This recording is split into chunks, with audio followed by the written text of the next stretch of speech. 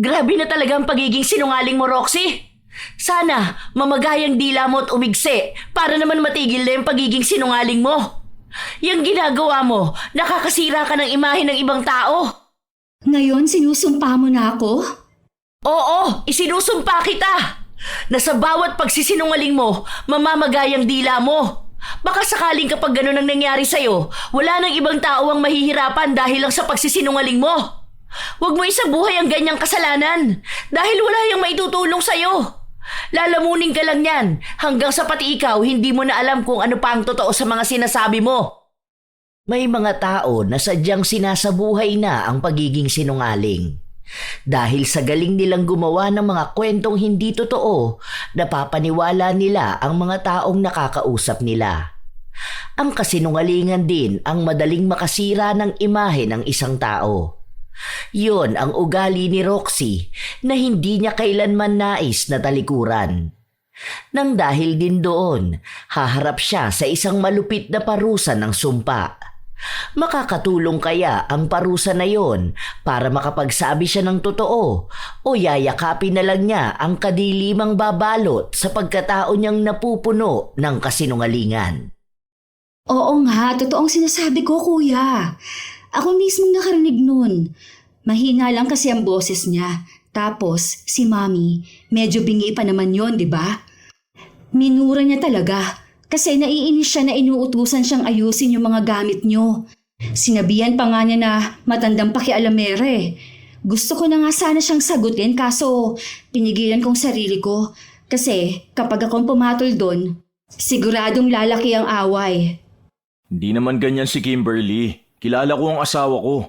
Ang tagal na namin magkasama. Ni minsan hindi ko yung narinig nagmura. Ayaw nga no na nagmumura ako eh. Baka naman mali ang narinig mo kasi bumubulong nga ka mo. Alam nga naman na magsisinungaling ako. Hindi rin naman ako bingi. Baka kasi naiinis na yun kay Mami eh. Kasi nga matanda na tapos makulit. Palaging paulit-ulit ang sinasabi. Tapos hindi rin naman mapagsabihan. Ilang taon na ba kasi si Mami? Malapit na yun mag-60. Sige, tatanungin ko mamaya si Kimberly. Basta wag mong sasabihin na akong nagsabi ha. Baka naman awayin ako nun kapag wala ka. Kakatakot pa naman yun. Palaging mainitin ang ulo. Akala mo palaging inaano.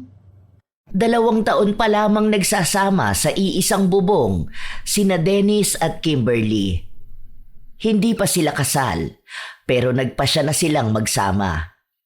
Dahil kasama pa rin ni Dennis ang kanyang ina at bunsong kapatid, pinipilit ng binata na maging maayos ang kanilang pamilya. Kasama si Kimberly.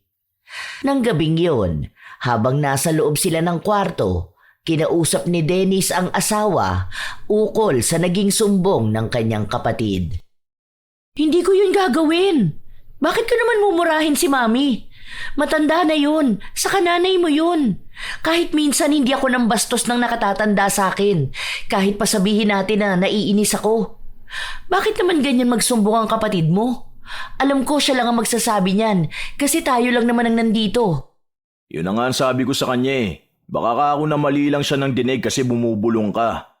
Bumubulong nga ako noon pero hindi naman masama ang sinasabi ko eh.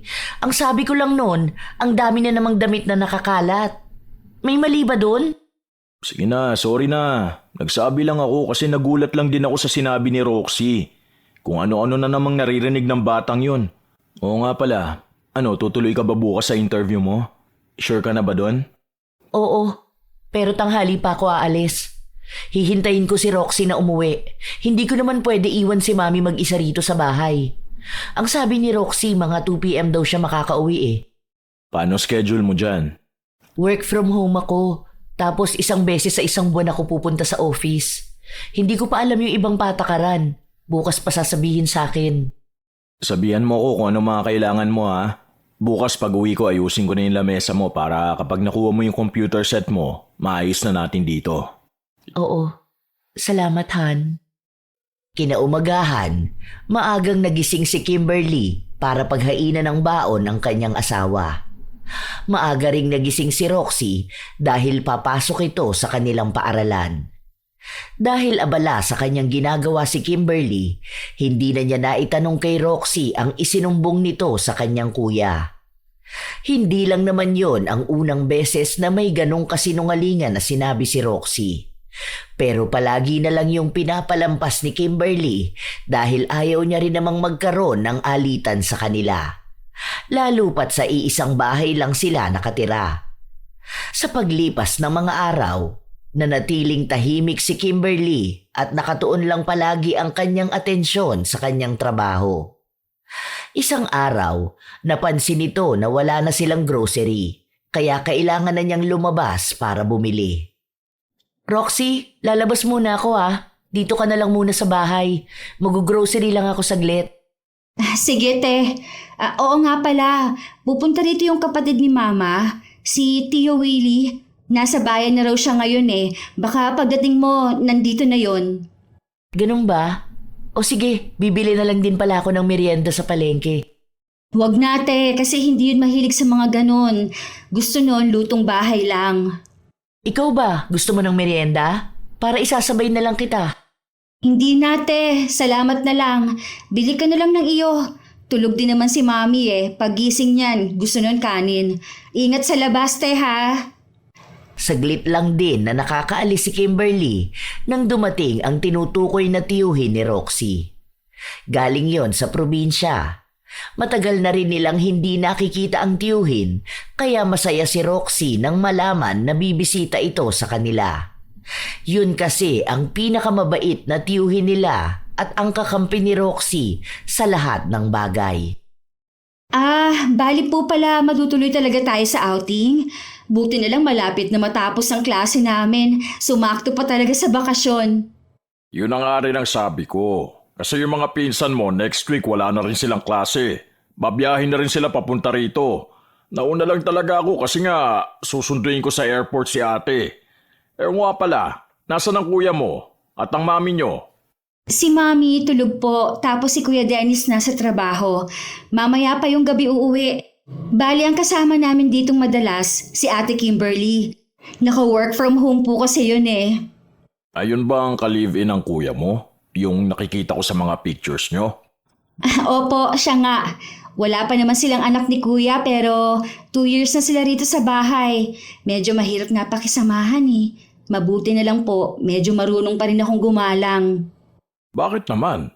Ang kwento sa akin ni Dennis, mabait naman yun Sus, malamang sasabihin ni Kuya yon. Sino ba naman sisiraan ng babaeng kinakasama niya? Sana nga makakilala pa si Kuya ng ibang babae Kasi sa totoo lang, kawawa kaming pamilya kung yun na ang makakatuluyan niya. Huwag na rin muna sila magpakasal kasi kakaiba talaga ang ugali nun. Sa totoo lang po hindi naman po sa sinisiraan ko siya. Alam niyo naman ako, magaling akong magbasa ng ugali ng mga tao. Hindi naman ba madamot? Mahirap magkaroon ng asawang madamot. Ay, Diyos ko po, yan po mismo ang ugali niya. Nuknukan ng damot yun. Minsan kapag nagluluto dito sa bahay, tinatago nun ng ulam kasi natatakot siya na maubusan. Minsan nga, umuwi ako rito sa bahay galing sa school. Wala akong naaabutan na ulam talaga. Kapag nagtanong po ako, nagagalit pa yon kasi meron naman daw pong itlog. Tapos pagkakain na siya, may nakabukod palang ulam. Gusto ko sana magsumbong kay Kuya kaso po natatakot ako Kasi asawa niya yon. Malamang yun ang paniniwalaan niya. Ay, hindi pwede sa akin ang ganyang ugali. Kung asawa yan ng anak ko, baka naghiwalay na sila matagal na. Mabuti nga po nandito kayo Sa una po mabait yon. Lalo ganyan may bisita. Naku, magpapakitang gilas po yun. Akala mo talaga mabait siya. Pero kapag kami-kami lang po dito sa bahay, labas ang tunay na ugali nun. Habang nag-uusap sila, biglang dumating si Kimberly na may bitbit na pinamili niya. Bumati pa ito sa kanilang bisita bago siya nagtungo sa loob ng kusina. Bago magluto ng pagkain, nagmerienda muna siya pero ilang sandali pa ay pumasok sa loob si Roxy para kumuha ng tubig. Pinatanong pa ni Kimberly kung ano bang merienda ang gusto nila pero sinabi lang ng dalaga na malapit na rin naman ang hapunan. Yun na lang ang hihintayin nila. Tingnan mo po siya sa loob ng kusina. Kumakain siya mag-isa doon. Hindi man lang tayo inalok kung gusto ba natin. O kaya, kayo po, Kasi bisita po kayo eh. Nagsolo talaga dun sa loob. Pagpasok ko nga po kanina akala mo aagawan, ang bilis kumain. Hayaan mo na lang muna siya. Kapag nagtagal ako rito, sisitahin ko rin ang mga maling ginagawa ng babaeng yon. Yung iba ko namang hipag, hindi ganyan. Yung asawa ni Kuya John, mabait naman yun. Palagi pa nga akong binibigyan ng pera. Yan, naku, madamot po talaga. Masama ang ugali. Ilang araw pa ang lumipas nang mapansin ni Kimberly na palaging nagbubulungan ng dalawa, lalo na kapag dadaan siya. Dahil hindi na rin niya kinakayang kimkimin ang nararamdaman niya, sinadya niyang kausapin ang hipag nang maiwan itong mag-isa. Be, may nagawa ba akong mali? Feeling ko kasi nakabantay kayo ni Tio Willie sa mga kinikilos ko eh. Ano bang problema? Ha? Hindi naman, te. Bakit mo naman yan naisip? Baka hindi ka lang sanay na may ibang tao rito sa bahay. Ni hindi ka nga namin napag-uusapan. Siguro minsan, oo, lalo kapag nagtatanong siya sa akin kung saan ba kayo nagkakilala ni Kuya. Mga ganun bagay lang naman.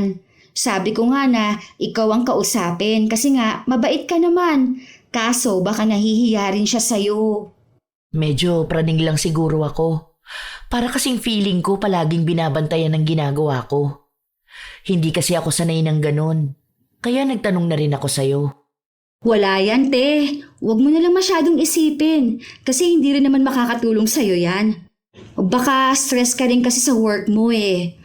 Teka, malapit na ang outing ha. Ano, makakasama ka ba? Oo, be. Nakapagpaalam na rin ako sa boss ko. Ilang araw lang din naman tayo eh. Medyo kabado pa nga ako kasi ngayon ko lang makikita yung mga kamag-anak nyo. Huwag kang kabahan, mababait ang mga yun. Makikilala mo yung mga pinsan na kinukwento ko sa'yo.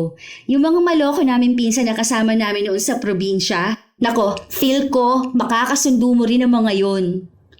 Habang nag-uusap ang dalawa, biglang dumating sina Dennis at Willie. Nagtatawanan sila at mukhang masaya ang naging usapan nila. Natigilan lang sila matapos nilang makita na seryoso ang usapan ng dalawang kababaihan. Oh, bakit? May problema ba? Wala kuya, nag-uusap lang kami tungkol sa outing. Paano? Kinakabahan tong si Ate Kimberly. Kinakabahan saan? Makilala ang mga kamag-anak natin. Nahihiya po kasi ako kasi first time ko yung ganito. First boyfriend ko po kasi si Dennis, tapos ngayon lang ako makakasama sa ganitong outing nyo. Andun po ba halos lahat ng kamag-anak nyo? Introvert kasi tong si Kimberly, Tio. Kahit naman sa mga friends ko, ganyan siya. Dapat masanay ka nate. Kasi sa mga susunod, palagi mo ring makikita ang mga yun. Minsan kasi biglaan ang family reunion. Ganon. Oo nga, yun na nga ang ginagawa ko. Konting adjustment lang talaga. Oo nga pala, magluluto pa ako. Maiwan ko na lang muna kayo rito. Tulungan na kitahan para hindi ka masyado mapagod. May trabaho ka pa naman mamaya. Nakamasid lamang sina Willie at Roxy sa dalawa habang naglalakad ang magkasintahan papasok sa kusina. Nang makita ng dalaga na wala nang makakarinig sa kanila, doon na naman siya nagsimulang magsalita. Alam mo ba Tito, ang sabi niya sa akin kanina na palagi ka rin nakatingin sa kanya. Naiilang daw siya sa'yo. Baka kasi may gusto ka sa kanya. Ang sabi ko naman imposible yun. Kasi nga may asawa ka. Tapos narinig mo sabi niya na first boyfriend niya si Kuya. Hindi po yun totoo. Kasi inamin niya sa akin noon na may asawa siya. Iniwan niya lang kasi nga mas malaki ang sahod ni Kuya. Kaya huwag kayo magpapaniwala sa mga sinasabi ng babae na yun. Talaga ba? Hindi naman malaswa ang tingin ko sa kanya. Nagmamasid lang ako sa mga ginagawa niya. Kakaiba rin pala talaga mag-isip yan, ano? Sabi ko na sa inyo eh. O ngayon, medyo mabait talaga yan at mukhang masipag. Kita nyo naman po, panay kilo sa bahay oh. Pero kapag wala kayo, buhay prinsesa yan dito. Tuwing day off ni Kuya, siyang naglalaban ng mga damit nila. Kaya takot yan sumama sa outing. Kasi nga, baka mas maraming makapuna sa ginagawa niya. Nako, yari talaga yan sa mga tita mo kung magkataon. Baka bigla yang umuwi at makipaghiwalay kay Kuya. Sana nga ganun, para hindi na ako maging katulong dito sa bahay, no? Kawawa kami ni Mami eh. Imagine ha, matanda na si Mami. Tapos, kami pa palagi ang nag-a-adjust para sa kanya. Tingnan niyo po, unang araw pa lang ng outing, mapupuna na yan doon ng mga kamag-anak natin. Akala kasi niyan, prinsesa talaga siya eh. Ang daming pinagsasabing kasinungalingan ni Roxy laban sa kanyang hipag. Pero kapag kaharap naman niya ito, wala siyang pinaparamdam na masama. Ilang araw pa ang lumipas, hindi pa rin naaalis ang pagkailang ni Kimberly sa tiyuhin ng kanyang asawa. Hindi naman sa malaswang paraan, pero pakiramdam niya ay hinuhusgahan ang bawat galaw nila. Hindi na siya nagtanong pa kahit na kanino dahil ayaw niyang magmukhang masama. Hanggang sa dumating ang araw na magsasama-sama na ang angka ni na Dennis para sa kanilang family outing. Naunang pumasok sa sasakyan si Kimberly at ang kanyang biyanan dahil yon ang sinabi sa kanya ng asawa. Sila na lang daw ang magdadala ng mga gamit nila papasok sa sasakyan. Roxy, sunod mo sa akin yung malaking bag na kulay blue. Nandyan ang gamit ng ate mo. Bilisan mo lang para makatapos na kaagad tayo. Hirap na hirap si Roxy na buhatin ang malaking bag, kaya nakita siya ng tiyuhin niya at ito na ang nagbuhat. Si Ate Kimberly kasi yung dapat na magbubuhat niyan eh. Ako ang inutusan niya dahil mabigat daw. Kaya andun na siya sa loob ng sasakyan kasama si Mami. Kaya naman niya yan eh. Hindi man lang naawa sa maliit kong katawan. Dapat hindi yan pinapayagan ni Dennis. Hindi maganda ang ginagawa ng kinakasama niya. Nako, magagalit lang yun sa akin. Kapag pinagsabihan mo si Ate Kimberly, ako ang aawayin yan. Kasi sasabihin nun na inuutusan niya lang naman akong magbuhat. Hayaan na lang po natin. Tara na po. Dapat masaya lang tayo. Kasi nga outing na. Makikita ko na rin ang mga pinsan ko. Pagdating nila sa resort, nandoon na rin ang iba nilang mga kaanak.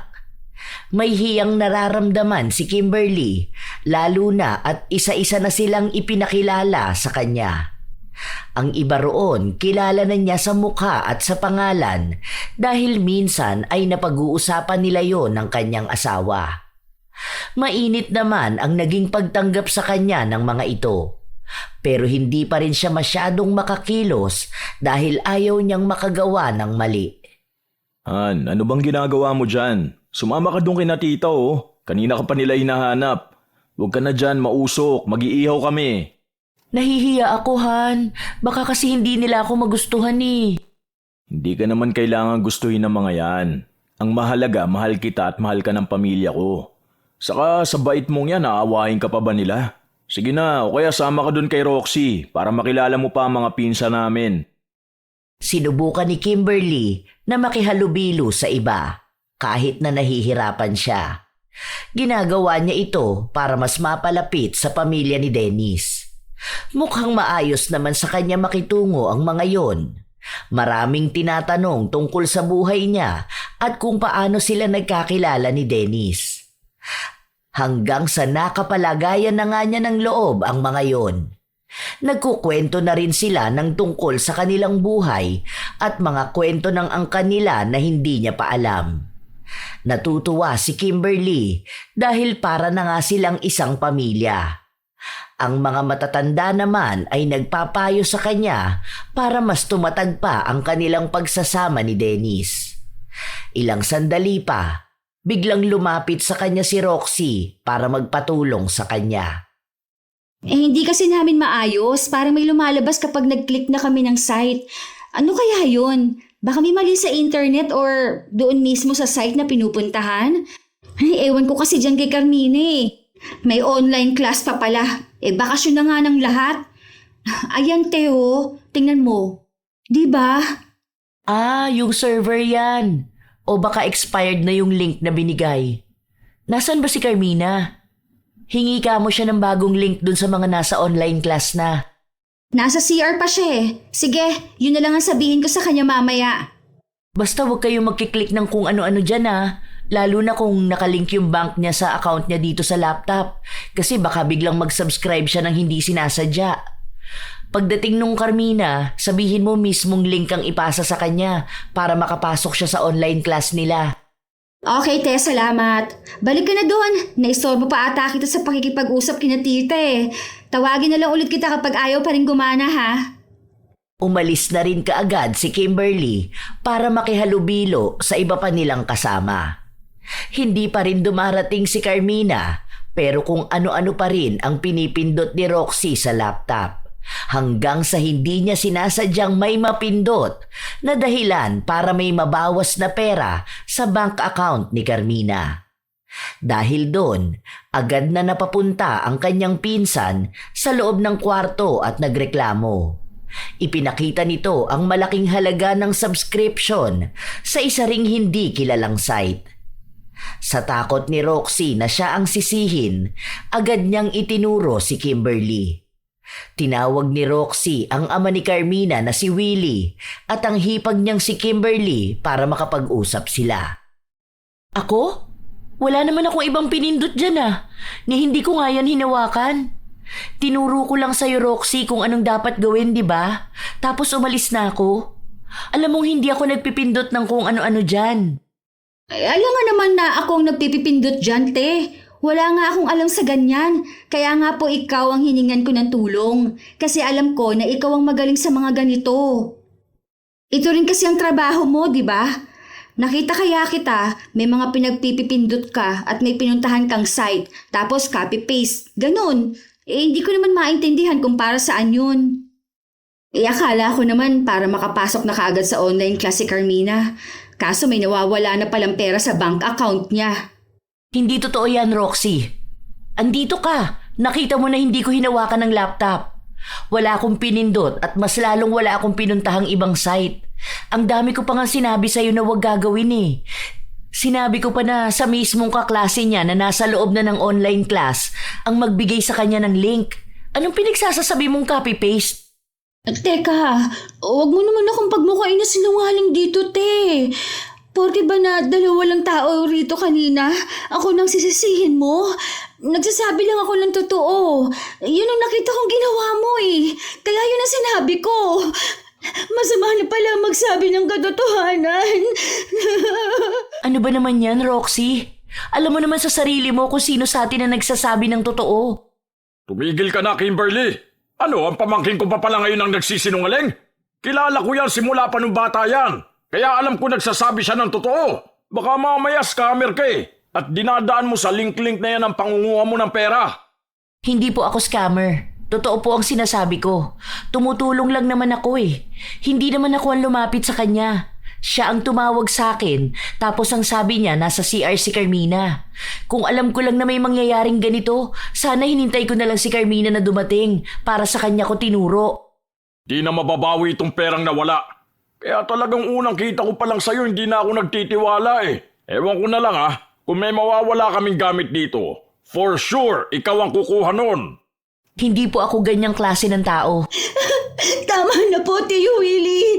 Baka po isumbong ako niyan kay Kuya. Ako pa po ang pagalitan. Kaya ayokong nagsasabi ng totoo eh. Palagi na lang ako minamasama. Anong nagsasabi ng totoo? Panay ka sinungalingan ng kanina mo pang sinasabi. Akala mo ata hindi ko napapansin yan. Pati naman sa kuya mo ang dami mong sinusumbong na mali tungkol sa akin eh. Manahimik ka dyan kundi sasampalin kita.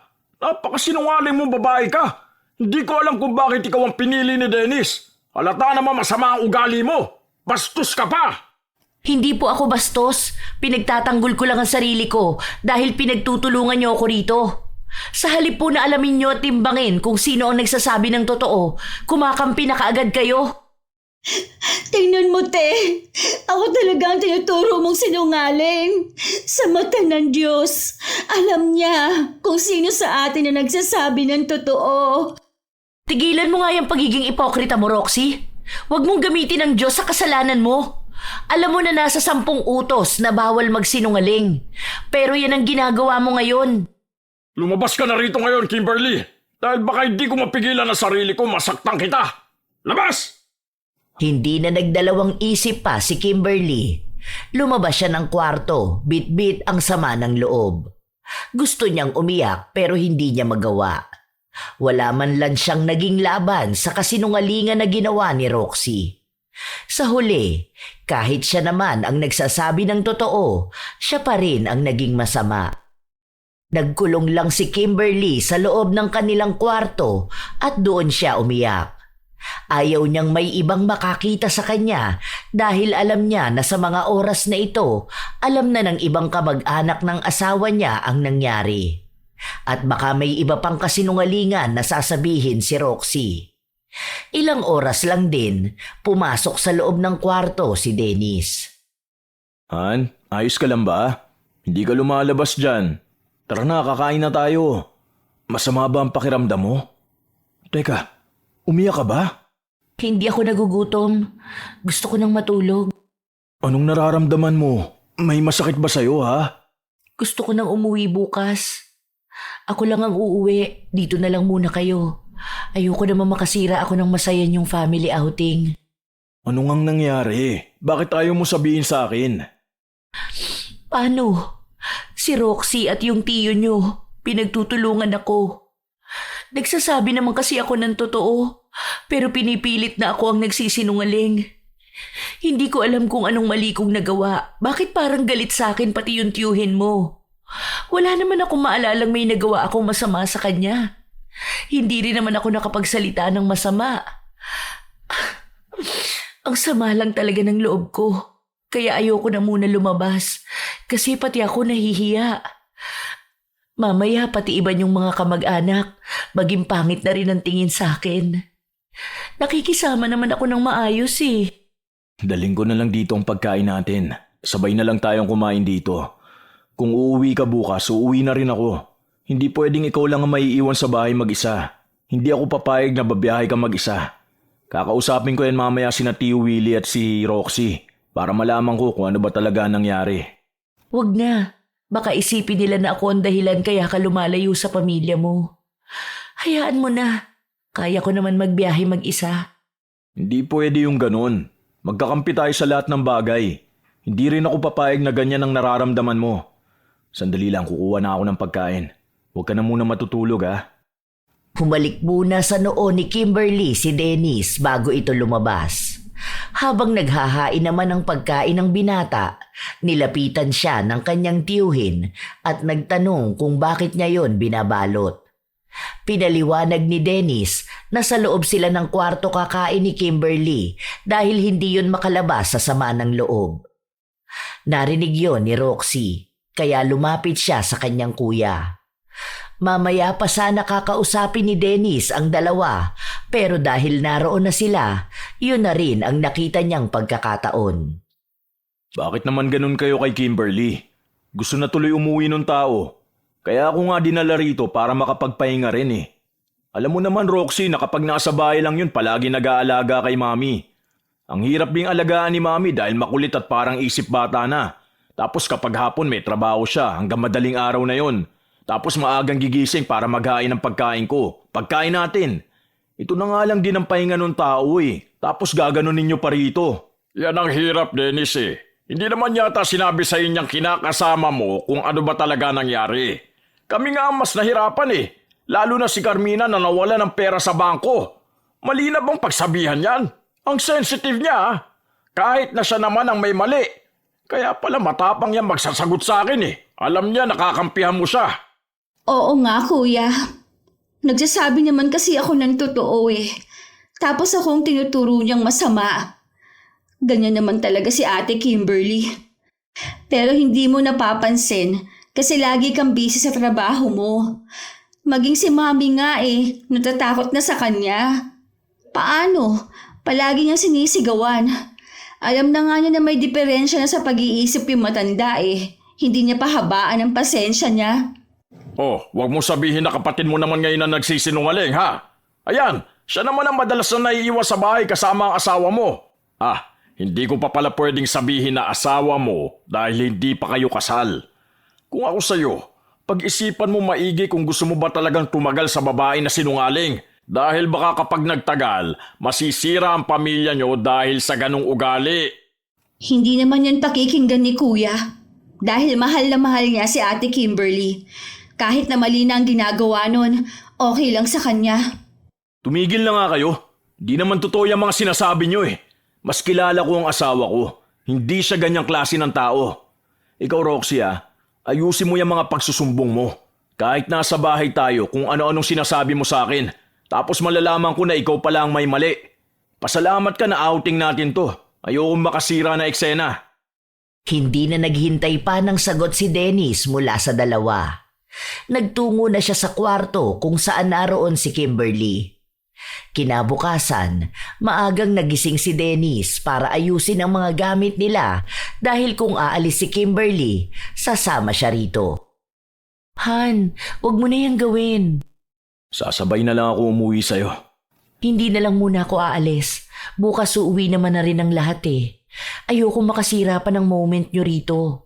Isa pa naisip ko na wala namang magbabago kung uuwi ako. Iisang bahay pa rin naman ang uuwian natin. Saka baka walang mag-alaga kay Mami. Alam mo naman na sa kulit nun, hindi rin yun kayang alagaan ng iba mong kapatid. Sigurado ka ba, Han? Sabihan mo ako kapag may mga sasabihin pa sila laban sa'yo, Huwag mo silang aawayin dahil ayoko na sumamari ng tingin nila sa'yo. Hayaan mo na, masasanay rin siguro ako. Sumama lang talaga ang loob ko kagabi. Pero ngayon, okay na ako. Aawain ko sila kapag ikaw nang pinag-iinitan nila. Di ba may pangako ako sa'yo na kahit na anong mangyari magkakampi tayo? Naniniwala naman ako sa mga sinasabi mo. Alam ko na hindi ka nagsisinungaling. Lumakas ulit ang loob ni Kimberly matapos niyang marinig yon. Alam niya na ang kalaban lang naman niya ay si Roxy at ang mga kasinungalingan nitong madaling paniwalaan.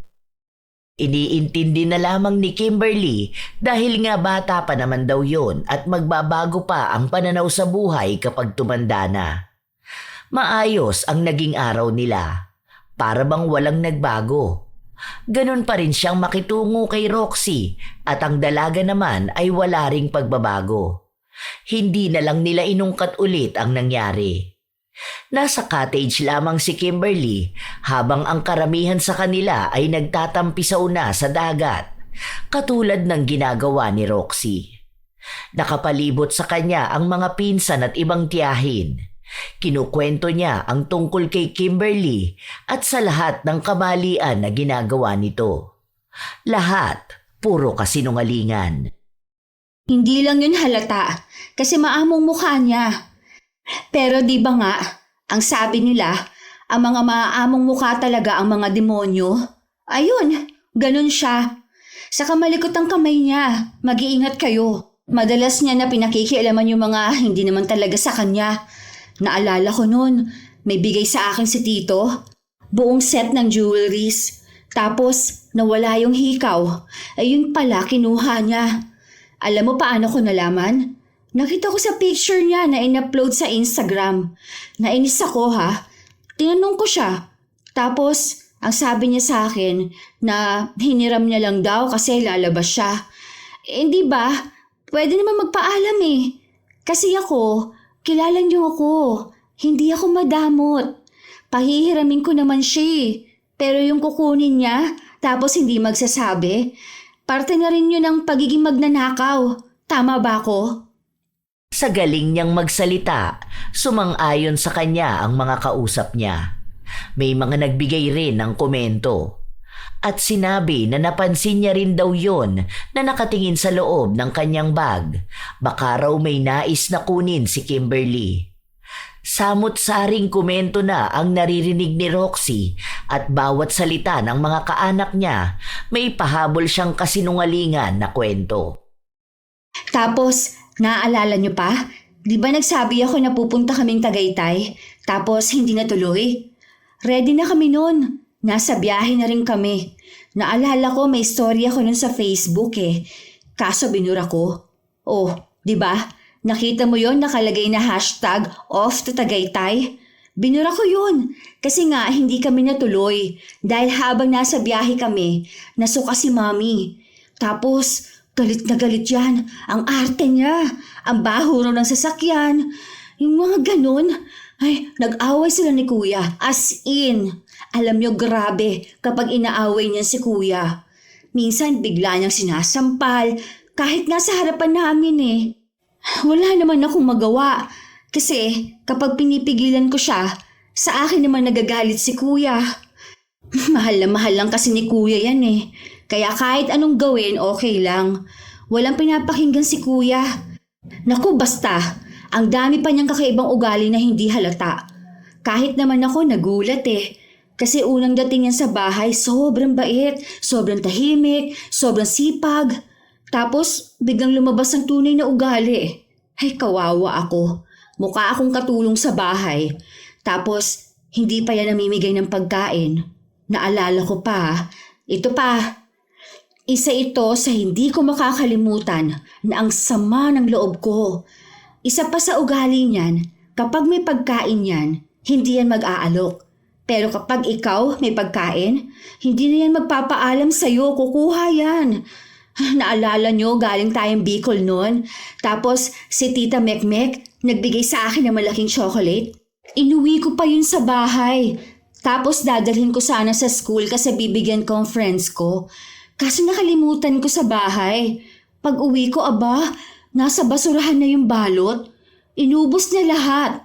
Grabe, iyak ko ha. Tapos sabi lang ni kuya, nahayaan ko na, baka naglilihi. Diyos ko, hindi naman siya buntis. Sa mga kwento na yon, naging masama na ang tingin ng mga kaanak nila kay Kimberly. Kaya kahit na tahimik lang itong kumikilos, may mga parinig sila sa kanya.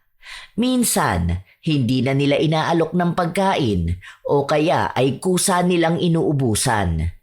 Gusto nilang iparanas kay Kimberly kung anong pinaranas nito kay Roxy. Base sa kung paano nagiging nakakaawa ang dalaga sa sarili niyang kwento.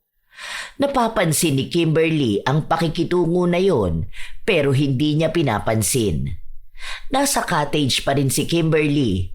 May ilang kaanak ni Dennis ang tinatawag siya pero sinasabi niya na masama ang pakiramdam niya kaya gusto niyang magpahinga lang sa cottage. Naroon din kasi ang kanyang biyenan na natutulog. Ilang sandali pa, dumating si Roxy. Sinisimot ang pagkain na hawak niya.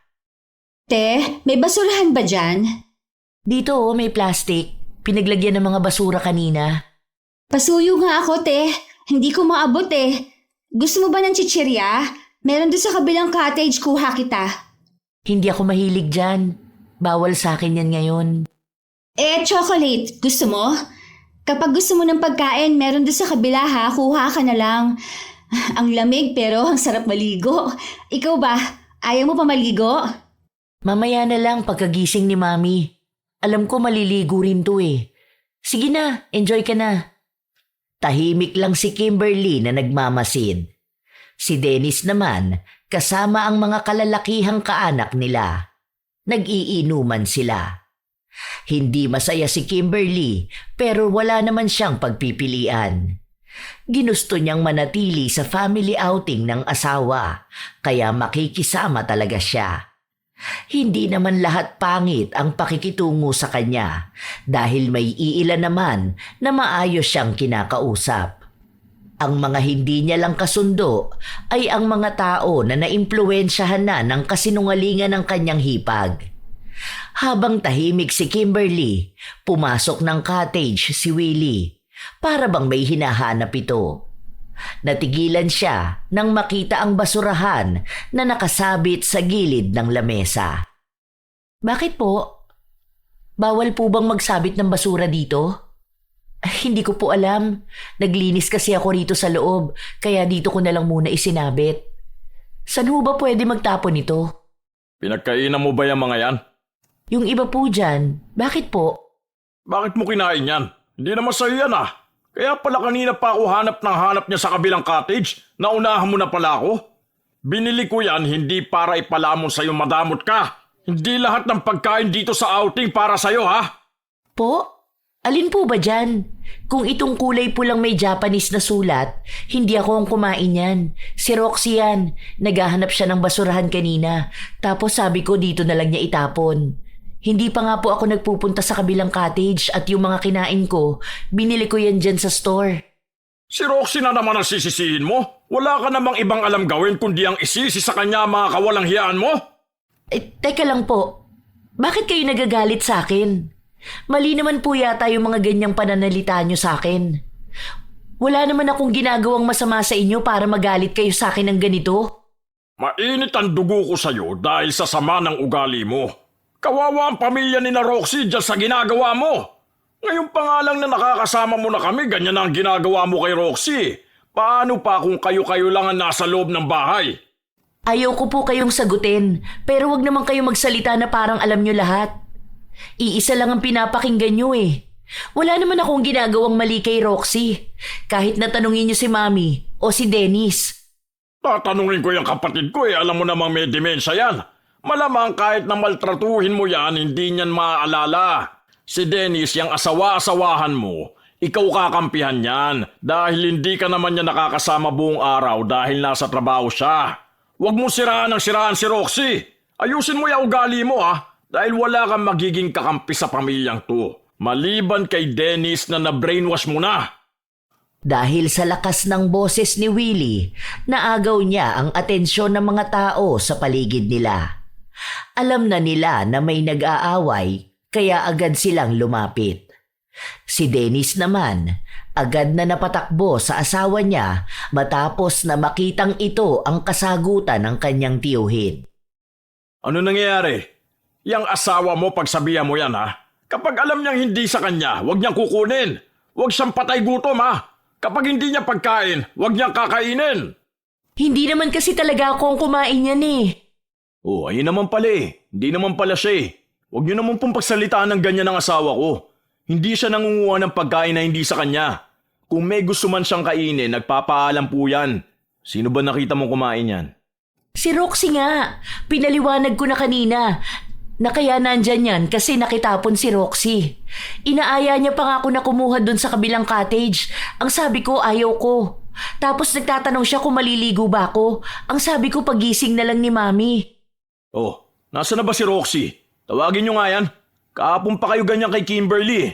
Wala namang ginagawa sa inyo yung tao. Pinakikisamahan na nga kayo na maayos. Ayan, kaya magaling yan magsinungaling at magpaawa Dahil kamping-kampi ka dyan. Hindi mo alamin kung ano ba ang totoo. Kinakawawa na nga niya ng pamilya mo pero sa kanya ka pa rin naniniwala. Babae lang yan, Dennis. Mas makakakilala ka pa ng maraming ganyan. Sana naman pumili ka ng matinong babae na mapapangasawa. Hindi yung aapihin ang pamilya mo. Hindi niyo kilala si Kimberly kaya ganyan kayo magsalita sa kanya. Ano? Nasa na ba si Roxy at namatapos na tong punyetang awayan na to? Kuya, bakit? Ano bang ginawa ko? Naliligo lang naman kami doon. Sinong punyetang kumain ng basura na to? Dahil dyan nagkakagulo na rito. Ang sabi ni Kimberly, ikaw ang nagtapon niyan dito. Ha? Ako? Hoy, hindi Ano ba yan? Hindi ko alam yan. Hindi ko nga yan ginagalaw kasi ang sabi kay Tio Willie yan. Bakit ko naman din kakainin yan? Nag-ice cream kami. Tanong mo kina Carmina, sila pa ang nanlibre sa akin. Huwag niyo ako idamay sa mga ganyang problema Nananahimik ako. Anong sinasabi mo dyan? Bago kayo kumain ng ice cream, dumaan ka rito sa akin para magpatapon ito. Kita ko pa nga na sinisimot mo yan Alam nga naman na ako ang kumain yan. Hindi ako mahilig sa mga ganyan. Ikaw naman talaga, te.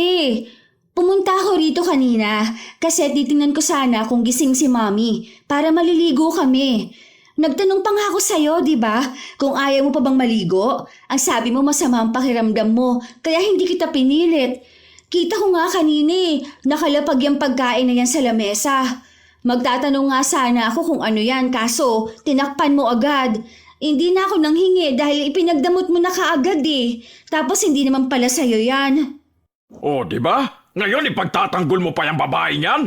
Kapatid mo na nagpatunay. Ano? Baka sa kanya ka pa rin magalit niyan. Hindi yan totoo. Bakit hindi mo aminin ang ginawa mo, Roxy? Ikaw naman talaga yan. Anong aaminin ko? Wala nga akong ginawa. Sa akin mo ipapasa ang kasalanan mo, te. Huwag naman ganun, Pinabayaan ko na nga yung kahapon Tapos ngayon na naman? Basta, hindi ako yan. Wala akong kinalaman dyan. Kapag alam kong hindi sa akin, hindi ko kinukuha. Sinungaling ka talaga, no? Napakasinungaling! Ang galing mo magsalita, kaya napapaniwala mo silang totoo ang sinasabi mo. Ikaw mismo ang gagawa ng mali, tapos ibang tao ang sisisihin mo. Kapag nahuhuli ka na, gagawa ka lang ng kwento na paniniwalaan nila. Hala, hindi ako nagsisinungaling. Never ko pang na-try magsinungaling dahil alam kong mali yun. Kasalanan yun. Tinuturo yun sa simbahan. Sinasabi ko lang kung anong nakikita ko. Kung nahuhuli ka na sa kasalanan mo, huwag mo na sanang ibintang pa sa ibang tao. Masama yan, te. Sinungaling ka na nga, palabintang ka pa. Grabe na talaga ang pagiging sinungaling mo, Roxy. Sana mamagayang dila mo at umigsi para naman matigil na yung pagiging sinungaling mo. Yang ginagawa mo, nakakasira ka ng imahe ng ibang tao. Ngayon, sinusumpa mo na ako? Oo, isinusumpa kita. Na sa bawat pagsisinungaling mo, mamamagayang dila mo. Baka sakaling kapag ganun ang nangyari sa'yo, wala nang ibang tao ang mahihirapan dahil lang sa pagsisinungaling mo. Huwag mo isabuhay ang ganyang kasalanan dahil wala yung maitutulong sa'yo. Lalamunin ka lang yan hanggang sa pati ikaw hindi mo na alam kung ano pa ang totoo sa mga sinasabi mo. Aba, may sa demonyo pala talagang babaeng to eh. Ang lakas ng loob mong sabihin niya sa harapan mismo namin mga kamag-anak. Dahil ako na lang palagi ang nakikitang mali rito. Kahit na ang totoong may kasalanan ay ang si Roxy. Tama na to. Tigilan niyo na si Kimberly. Ikaw rin, Roxy, ha? Mag-uusap tayo pag uwi sa bahay. Samot-sari na ang mga salitang naririnig sa paligid nila. May mga galit kay Kimberly at kumakampi kay Roxy. Ang iba naman, gustong masuriin pa ang naging ugat ng away at himayin kung sino ba talaga ang totoong may kasalanan. Pagpasok nila sa loob ng kwarto, iyak ng iyak si Kimberly. Habang si Dennis naman na may tama ng alak ay galit na galit. Padabog siyang nagliligpit ng mga gamit nila. Nagagalit ka rin ba sa akin? Bakit ba ganun ang ginagawa nila sa'yo? Ano ba yung mga pinagsasasabi ni Roxy? Naririnig ko rin yung mga sinasabi ng iba kong kamag-anak na kapag kayo lang ang nasa bahay, kinakawawa mo raw si Roxy, lalo na si Mami. Alam mo naman na hindi yun totoo, di ba? Hindi ko alam kung ano bang nagawa ko kay Roxy para ganun ang gawin niya sa akin. Alam ko naman na hindi niya ako tanggap para sa'yo eh. Ayoko namang nagkakagulo kayo ng pamilya mo dahil lang sa akin. Siguro, tama nga na mas mabuting maghiwalay na lang muna tayo. Ayokong pumangit ang tingin nila sa'yo dahil lang sa ako ang kinakampihan mo. Hindi tayo maghihiwalay. Patutunayan ko sa kanila na totoo ang mga sinasabi mo. Di ba magkakampi tayong dalawa? Bakit ka sumusuko? Dahil wala namang naniniwala sa akin eh. Masisira ka lang dahil sa akin. At yun ang ayokong mangyari. Pamilya mo sila. Hindi pwedeng galit din sila sa'yo nang dahil lang sa akin. Wala akong pakialam kahit hindi pa naniniwala sa'yo ang lahat ng tao. Basta lagi mong tatandaan, ako, palagi akong naniniwala sa'yo. Wala kang kailangan patunayan sa ibang tao dahil kilala kita. Alam ko na totoo ang mga sinasabi mo. Hindi na natigil sa pag-iyak si Kimberly habang patuloy naman siyang pinapatahan ng asawa niya. Kinabukasan pa ng umaga sila uuwi, kaya mas pinili na lang ni Kimberly na manatili sa loob ng kwarto. At doon, sinamahan siya ni Dennis. Ang asawa na lang din ang lumabas para kumuha ng pagkain. Habang nagsasandok si Dennis, nakatingin lang sa kanya ang mga kamag-anak nila. Wala siyang pinapansin na kahit na sino sa kanila. Bago siya pumasok pabalik sa kanilang kwarto, ibinili na muna niya ang kanyang ina sa asawa ng panganay nilang kapatid. Pero patuloy na nagwawala ang kanilang ina. Wala ni isa sa kanila ang kayang pakalmahin ito. Tuwing papakainin ay itinataob lang ang pagkain. Tanging si Kimberly lang talaga ang may tiyaga na alagaan ito tuwing ganon ang ginagawa. Dinala na lang din ni Dennis ang ina sa kanilang kwarto para sabay-sabay na lang silang kumain doon. Habang si Roxy naman, nakaupo kasama ang mga kaanak niyang kasabay na nilalait si Kimberly. Oh, di ba? Tapos sasabihin niya na hindi naman siya pala asa kay kuya. Si kuya na lang palagi nagsasandok ng pagkain niya. Kahit nga sa bahay tamad yun ano, kulang na lang magpasubo ng pagkain. Kapag galing ako sa school, magluluto ako. Tapos yung prinsesa na yan, nasa loob ng kwarto niya, nakabukangkang lang doon. Hanggang sa makaluto na ng pagkain, si kuya pa maghahain sa kanya. Partida ha, pagod si kuya sa trabaho. Tapos panay pa utos na kumuha ng tubig, kahit nasa harapan lang niya. Habang nagdadadaldal si Roxy, ginagatungan naman yon ng iba nilang kamag-anak. May mga kinukumpara pa silang ibang asawa na hindi naman daw ganon kapabigat kay Kimberly. Ikinukumpara ang asawa ng iba kung paanong masunurin at mabait at malayong malayo sa pag-uugali ng asawa ni Dennis. Habang nag-uusap sila, nakisali na rin si Willie na hindi maalis-alis ang inis kay Kimberly. Kakainis na babae yun. Ang sama ng bunganga. Alam na nga niya na masamang nanunumpa ng tao. Sinabi niya pa talaga. Kapag may masamang nangyari sa'yo, Roxy, siya lang talaga ang sisisiin ko. Siya na nga sinungaling, masyado pang pa-victim. Saan bang basurahan na pulot niyang Dennis na yan ang balahurang babaeng yun? Hayaan niyo na lang po yun, tito. Halata naman po kay kuya na hindi niya yun hihiwalayan eh. Saka wala naman niyang sumpa-sumpa na yan. Babalik din yan sa kanya. Kasi siya ang humihiling ng masama sa kapwa niya. Aw! Ang sakit! Nabaso pa ang dila ko. Ang init pala nitong sopas. Oo, tama ka. Ang taong masama sa kapwa niya, sila ang makakarma. Hayaan mo na lang yun. Doon na lang muna ako sa bahay niyo para mabantayan ko ang babaeng yun. Isang pagkakamali niya, tignan mo, mapapalaya siya doon. Sana matauhan na yan si Dennis at iwan na ang baliw na Kimberly yun. Ang dami nilang masasakit na salitang sinabi kay Kimberly. Ginawa rin nilang katatawanan ang itsura nito kahit na may kagandahan namang taglay ang dalaga. Nang makabalik na sila sa bahay, ilang araw ang lumipas nang hindi namamansin si Kimberly pero panay ang pagpaparinig sa kanya ni Willie. Tinitiis na lang niya yon dahil mahal niya ang asawa at pinanghahawakan niya na habang magkakampi silang dalawa, kaya nilang malampasan ang lahat. Roxy, tawagin mo na si Tio Willie, kakain na. Doon na lang ako sa kwarto kakain, magsisimula na yung trabaho ko eh.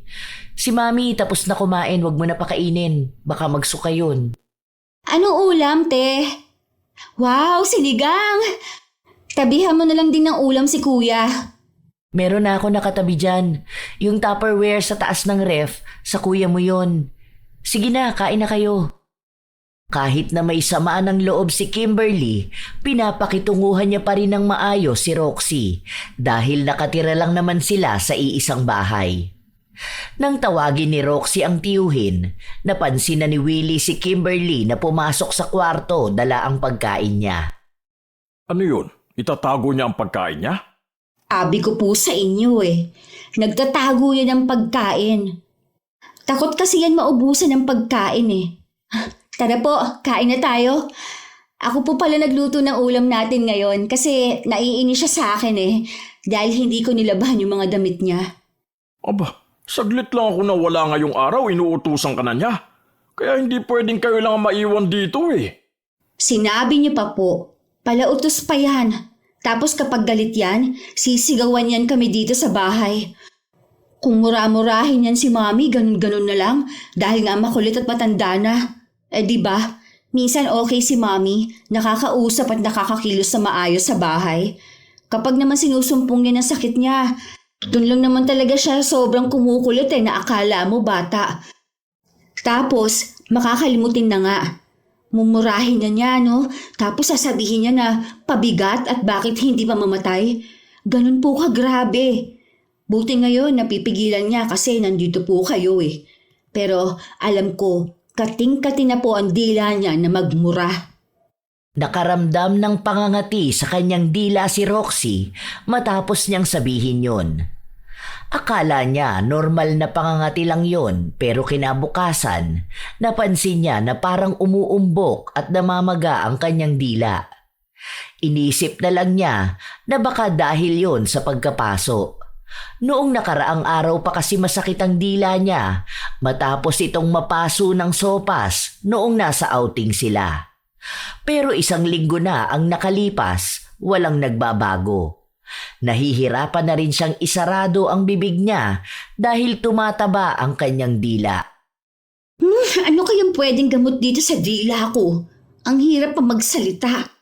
Mas maganda siguro kung huwag ka na magsinungaling. Wala rin naman sigurong mawawala sa'yo kung magpapakatotoo ka. Hindi naman talaga ako nagsisinungaling. Alam mo, masama kasi talaga yung ginagawa mo. Kung magbabasa ka ng Biblia, malalaman mo na nasa 10 utos ng Diyos na huwag kang magsisinungaling laban sa iyong kapwa. Kaso yun ang ginagawa mo eh. Nakakarma ka na tuloy. Siguro, ugaliin mong umamin kung ikaw talaga ang may kasalanan, hindi yung maninira ka ng ibang tao. Puro katotohanan lang naman ang lumalabas sa bibig ko ha. Ay ewan ko sa'yo, te. Kung ano-ano sinasabi mo. Ikaw nga na nagsisinungaling hindi pinaparusahan. Baliktad pa pala ngayon. Ako pa ang masama ha. Sa bagay, galit ang mga tao sa nagsasabi ng totoo. Hindi pa rin magawa ni Roxy na tanggapin ang kamali ang nagawa niya.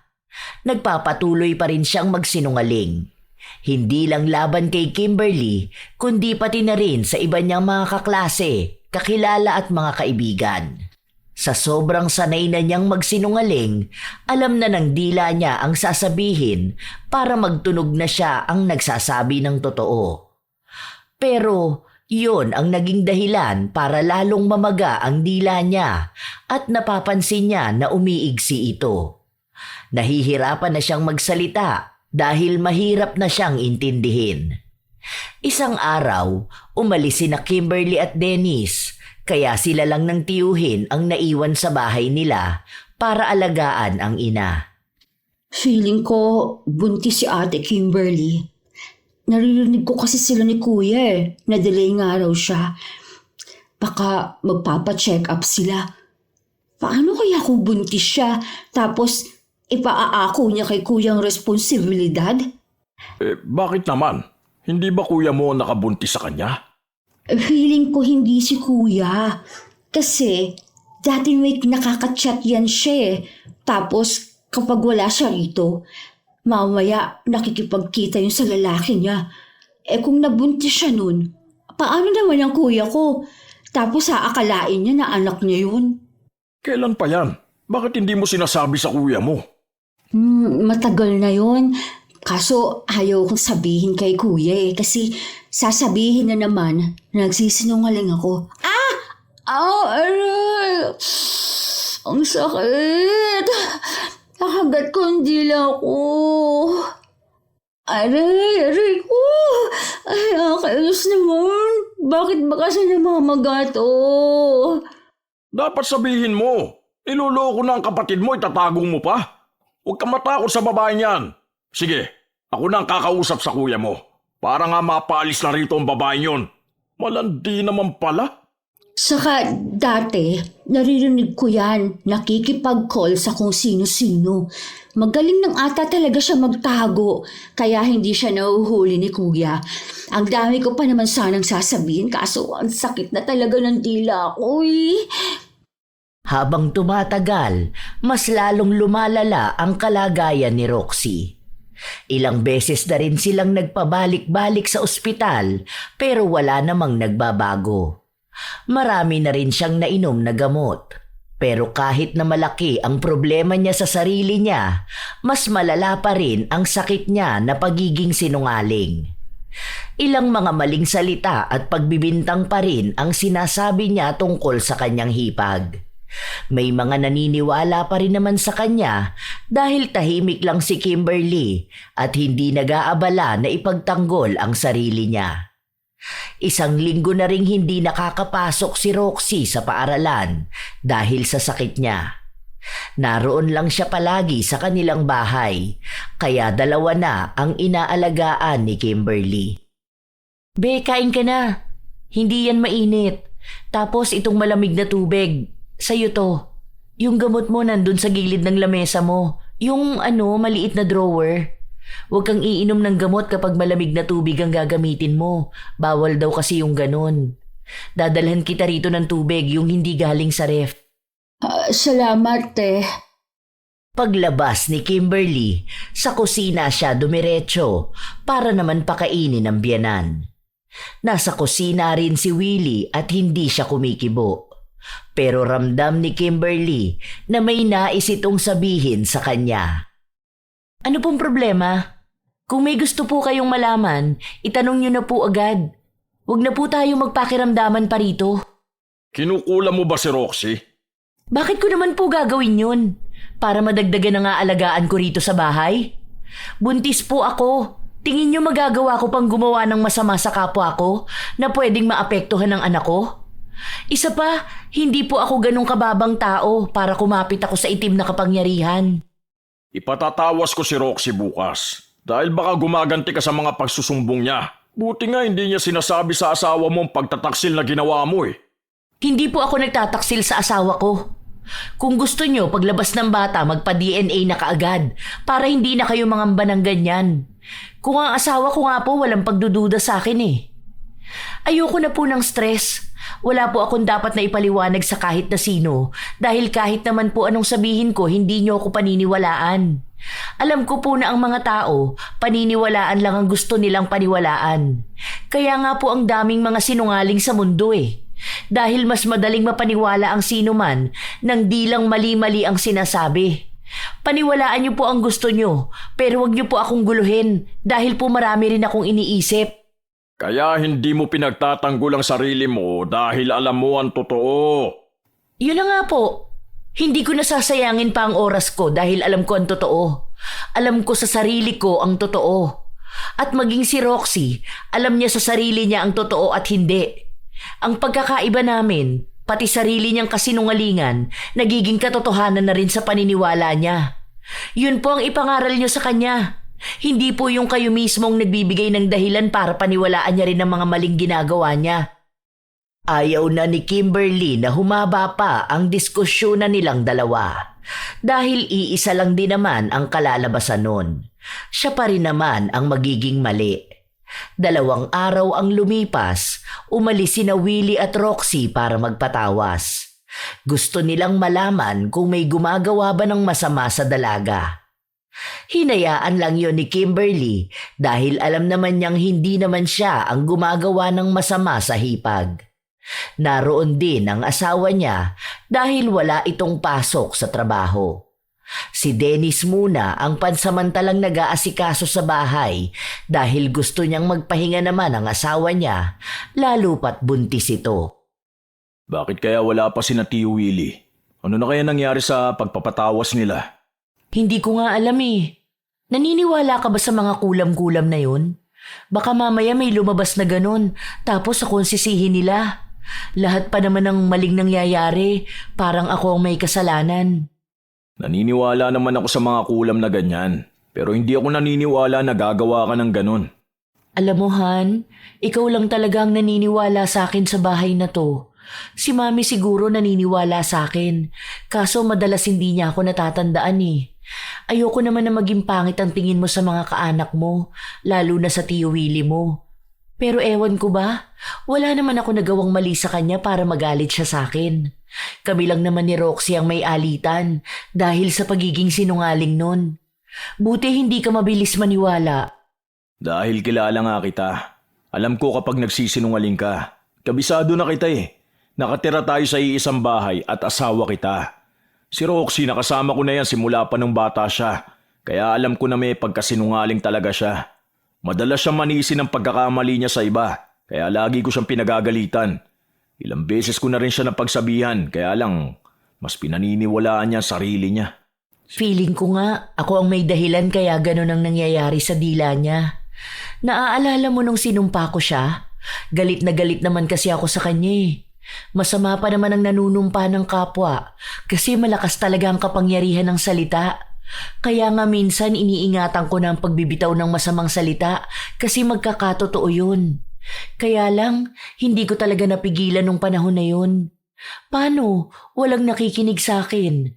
Tapos ang galing niya pang magsinungaling ni hindi man lang siya kinakabahan. Siguro kung yun nga ang dahilan, baka parusa na lang din yun sa kanya. Hayaan mo, siya rin naman ang makaka-realize na mali siya eh. Kapag nalaman niya yon, baka sakali pang gumaling siya. Total, dila rin naman ang gamit niya sa pagsisinungaling, baka yun na rin ang magiging dahilan para tumigil siya.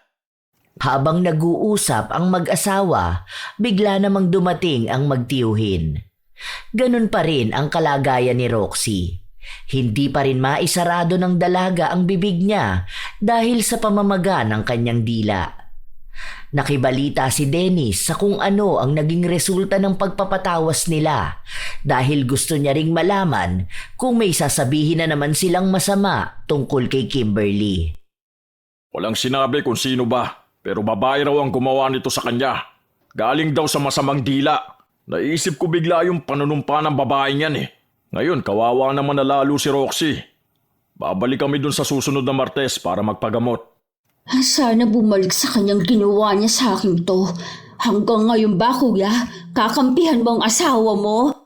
Oo nga, Dennis. Baka kung ano pa magawa niya sa pamilya mo. Ganyan na yan ngayon pa lang ha. Paano pa kaya kapag nagtagal na yan dito? Pasensya na. Hindi ko naman sinasadya na maisumpa si Roxy. Galit na galit lang talaga ako nung araw na yun.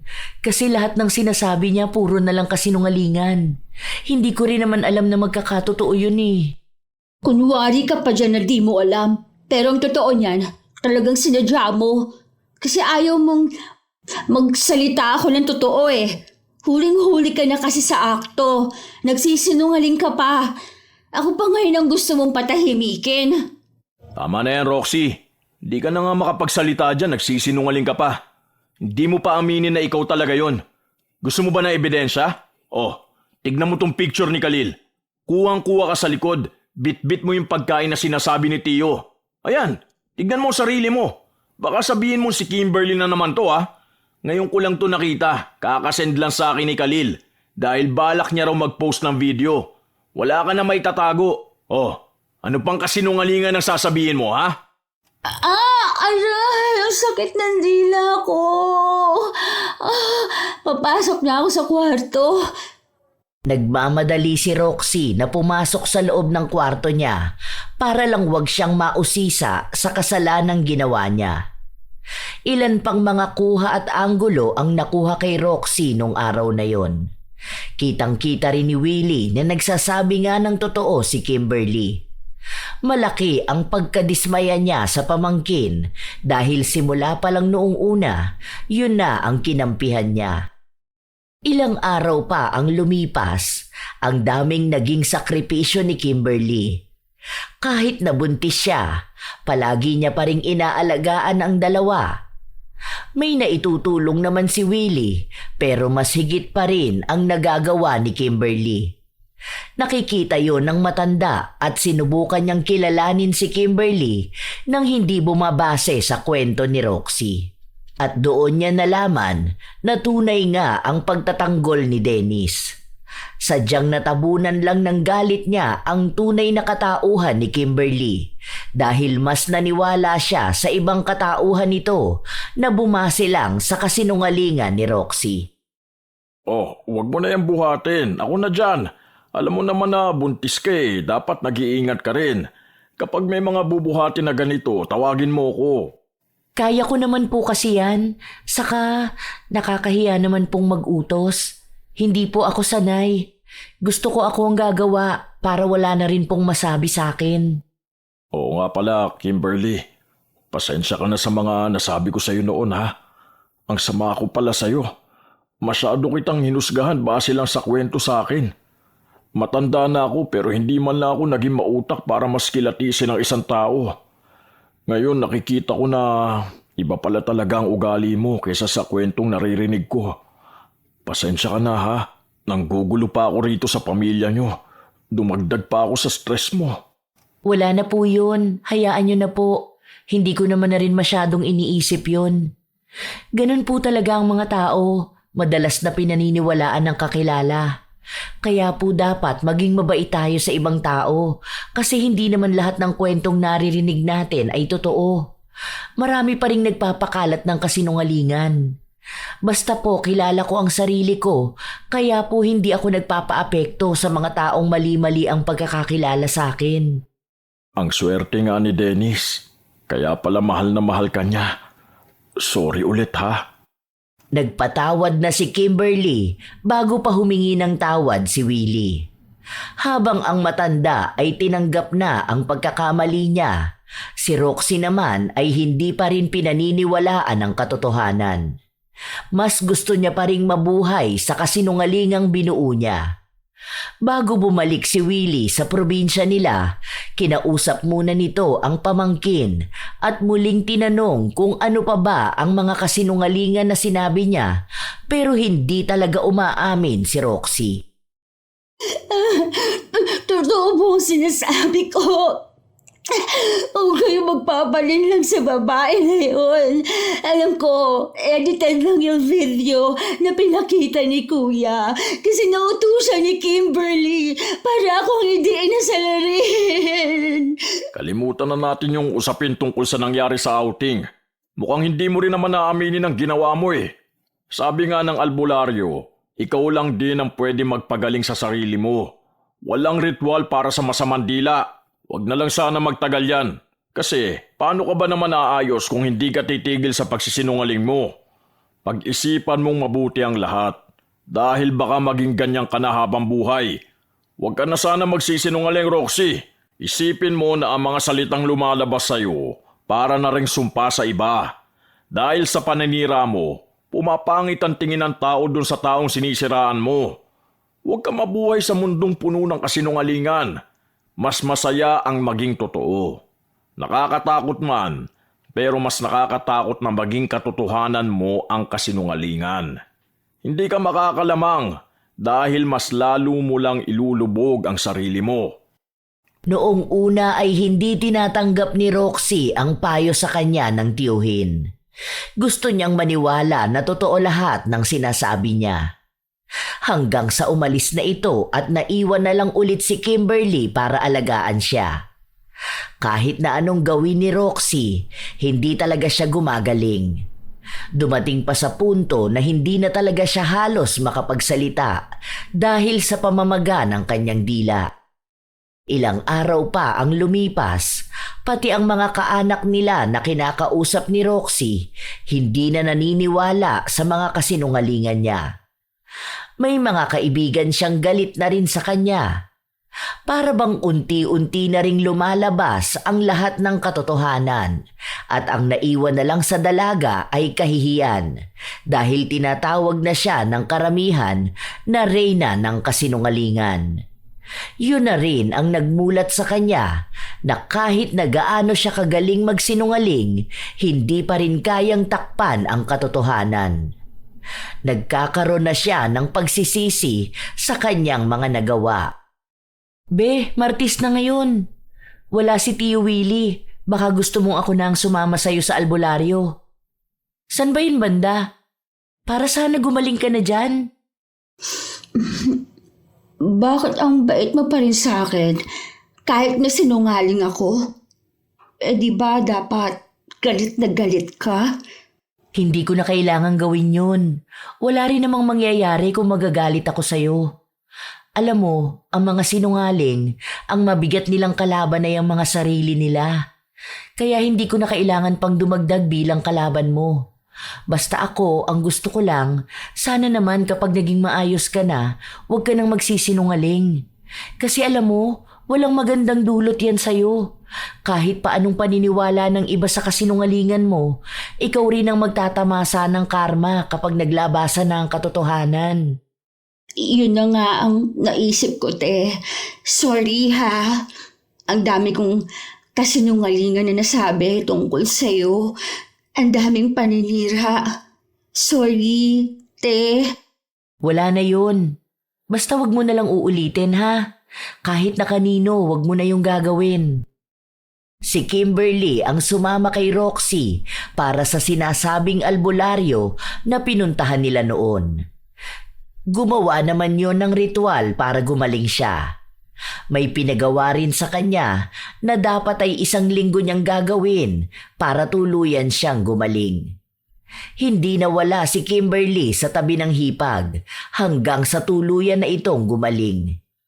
Umimpis ang namamagang dila ni Roxy at bumalik ito sa normal na hugis. Naging maayos na rin ang kanyang pananalita. Nang mangyari yun, unti-unti na rin siyang nagbago.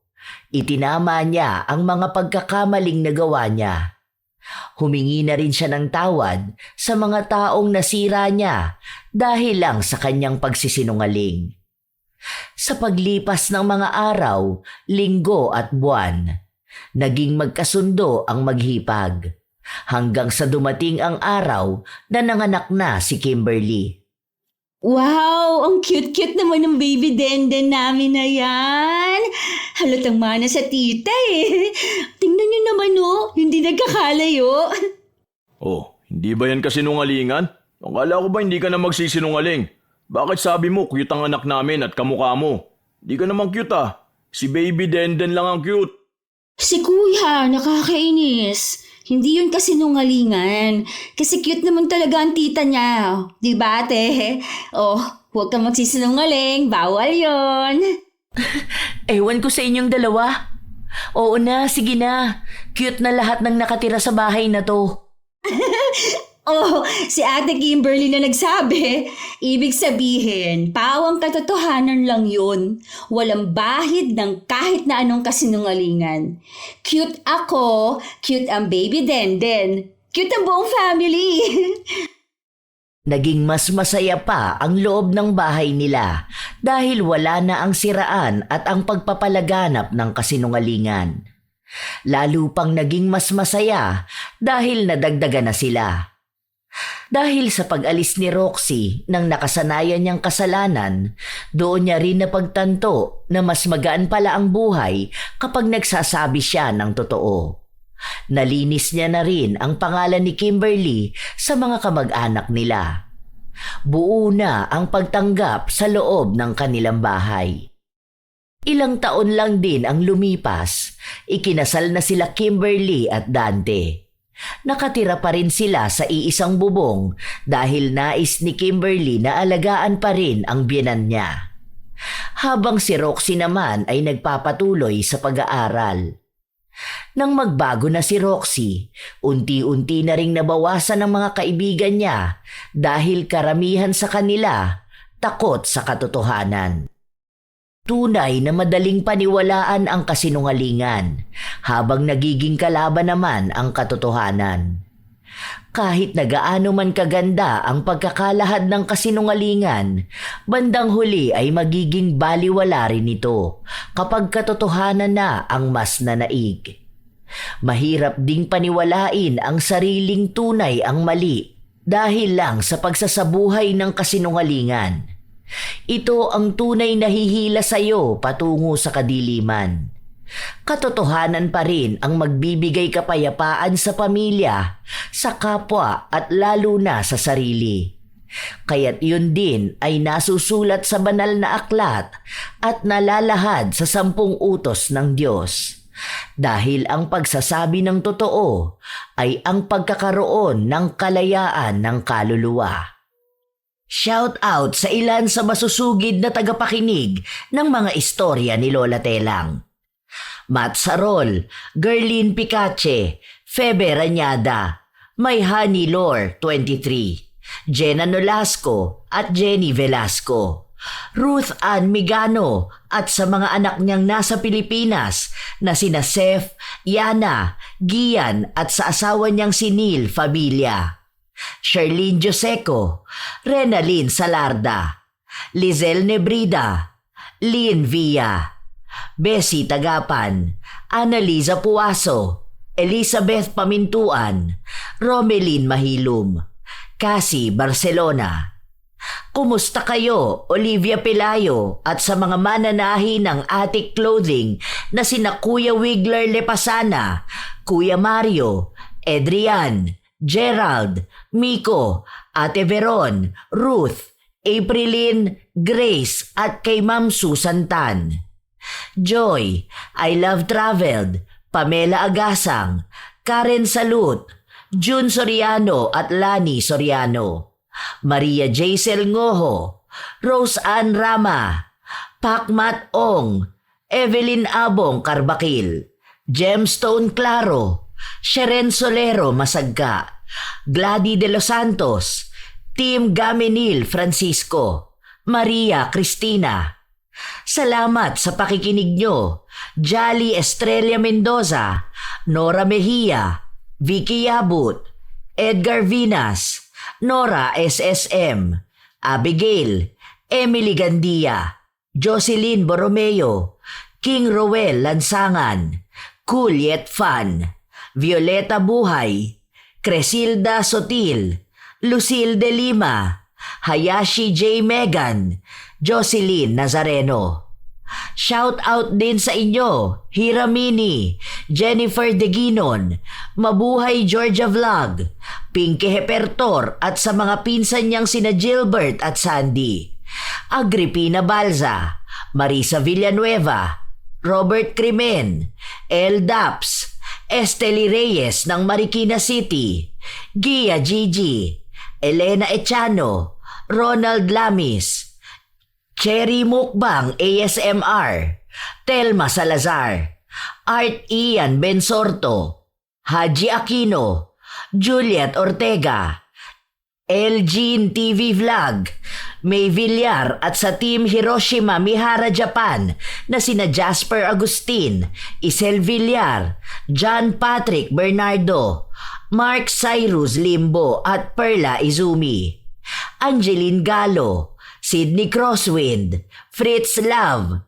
Gina Fajardo, Aji Nicole Sugabo, Georgia Kiana Delgado, Ana Lubarlita, Maria Ciego, Laila Antao, Noli Merillo, Verheaven, AJ Chua ng Zambales, Linda Trinidad, Carmela Landayan, Maricon Aran, Daniela Biñas, Patricia Ann Balugo at happy birthday sa kanyang kapatid na si Eugene Balugo. Leonisa Cobo. Binabati ko rin ng maligayang kaarawan sa August 22 si Supladang Pasaway. Shout out kay Jennifer Makasinag. Get well soon, Apo. Ito ang inyong Lola Telang at maraming salamat sa lagi ninyong pakikinig, mga Apo.